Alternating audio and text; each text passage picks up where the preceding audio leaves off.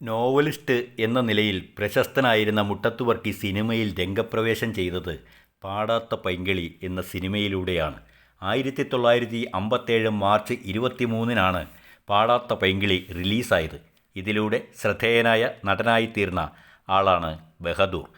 തൻ്റെ നോവലിന് തിരക്കഥ, സംഭാഷണം എന്നിവ എഴുതിയത് മുട്ടത്തുവർക്കി തന്നെയായിരുന്നു.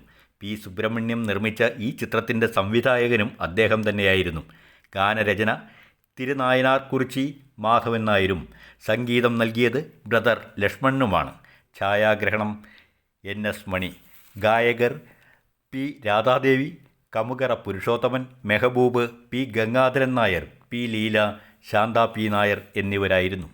താരങ്ങൾ Prem Nazir, miss Kumari, Shanthi, TS Muthaiah, SP Pillai, Bahadur, TN Gopinathan Nair, PA Latheef, Vanakkutty, Aranmula Ponnamma, Pankajavalli, Kottarakkara Sreedharan Nair, KV Shanthi, Nanukuttan, Kalaykkal Kumaran, Jose Prakash, Kuttiyamma, Changanassery Thankam, MC Somasekharan, PS Shankar, Subhadra, Bhavani, master Ravi, Kumari baby, Rathnamma എന്നിവരും.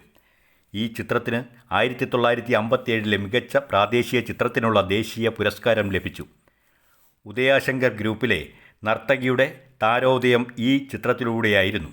പിന്നീട് നീല പ്രൊഡക്ഷൻസിൻ്റെ എല്ലാ ചിത്രങ്ങളിലും ശാന്തി അഭിനയിച്ചു.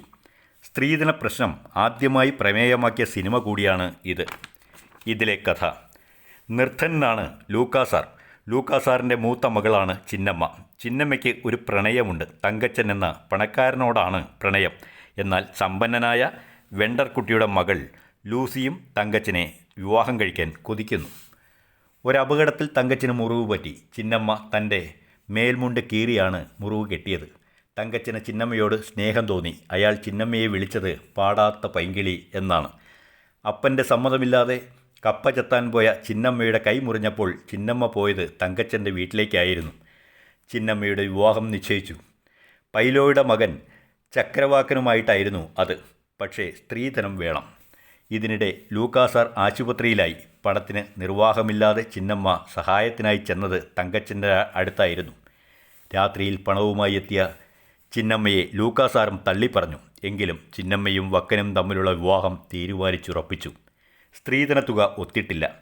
പള്ളിയിലെത്തിയ വക്കൻ്റെ പിതാവ് പൈലി സ്ത്രീധന തുകയ്ക്ക് വാശി പിടിച്ചു. കല്യാണം മുടങ്ങുന്ന സ്ഥിതിയായി. അന്നേ ദിവസം തന്നെയായിരുന്നു തങ്കച്ചൻ്റെയും ലൂസിയുടെയും മനസ്സമ്മതം. നിസ്സഹായരായ ലൂക്കോസാറിനെയും ചിന്നമ്മയെയും സഹായിക്കാൻ തങ്കച്ചൻ തയ്യാറായി. ലൂസിയോട് മാപ്പ് ചോദിച്ച് അയാൾ ചിന്നമ്മയെ വിവാഹം കഴിക്കാൻ തീരുമാനിച്ചു. തങ്കച്ചൻ ചിന്നമ്മ വിവാഹം നടന്നു. എല്ലാവരുടെയും സഹായിയായ കൂനൻ ഈച്ചരപിള്ള സ്ത്രീധന തുകയുമായി പള്ളിമുറ്റത്തെത്തിയപ്പോൾ കാര്യങ്ങൾ മംഗളകരമായി കഴിഞ്ഞിരുന്നു. ലൂസിയാകട്ടെ കന്യാസ്ത്രീയാകാൻ തീരുമാനിക്കുകയും ചെയ്തു. ഇതാണ് പാടാത്ത പൈങ്കിളിയിലെ കഥ.